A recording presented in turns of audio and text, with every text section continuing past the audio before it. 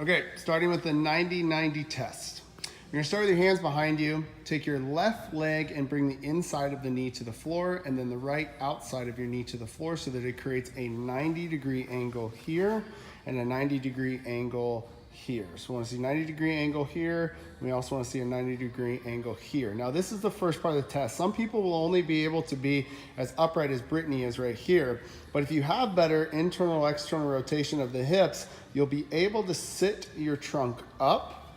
And then the first test is gonna be external rotation of this hip right here. So Brittany's gonna sit up nice and tall and then rotate herself so that she's over the top of this knee.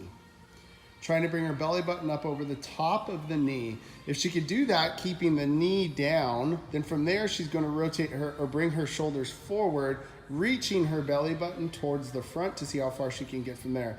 You should feel a stretch in the outside of the glute on this right leg. That's the first test. Now she's gonna place her hands back behind her and lean back.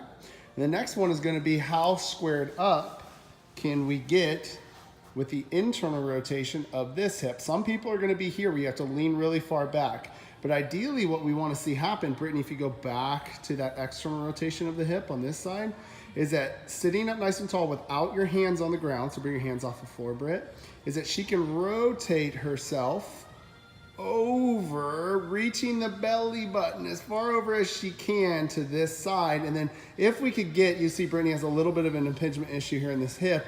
And notice that the right knee came up a little bit too. So Britt's gonna have to put her hands behind her just slightly. Now from there, rotate her shoulders over this way as far as you can. And this is gonna be our test for internal and external rotation. So internal rotation of this, external rotation of this. And then we just flip flop. So now she's gonna take her right knee to the ground, left knee to the ground, and we're gonna repeat the test, but this time we're looking at external rotation of this hip.